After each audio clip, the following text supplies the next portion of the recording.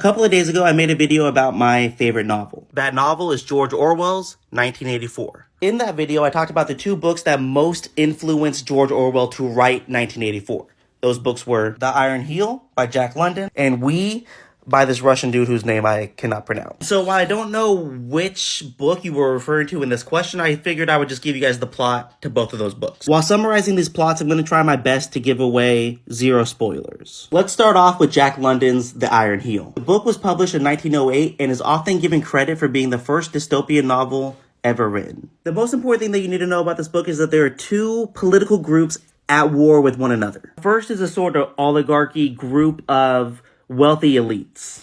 The second group is a smaller grassroots group of revolutionaries who believe in socialism. They are the working class in this world. The group of wealthy elites are known as the Iron Heel. The leader of the revolutionaries is a guy named Ernest Everhard. And the book is written as a sort of historical documentation of what took place during this battle between the oligarchy and the socialists. Now, if you're looking for a book that more closely represents what 1984 looks like, then that book is going to be We. Earlier, I said that The Iron Heel is often given credit for being the first dystopian novel. Well, not everybody agrees that The Iron Heel is in fact a dystopian novel. Those people often credit We as being the first dystopian novel. And having read them both, I kind of tend to agree that We is a lot more dystopian than The Iron Heel is, or at least is more dystopian in the way that we expect dystopian novels to look. The government in the novel We is very totalitarian. In the same way that 1984 has Big Brother, which is always watching the citizens, for the novel We, the citizens live in essentially glass houses, meaning that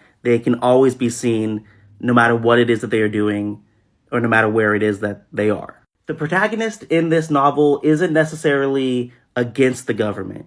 In fact, in many ways, he supports the government and doesn't see anything wrong in what the government is doing. However, like in 1984 with the main character, Winston, in that book, this character finds himself surrounded by people who want to take that government down. And because I don't want to spoil the book, I will just leave it at that. So with all of that being said, if you are a fan of 1984, you are absolutely going to be a fan of both of these books, and I suggest you read them.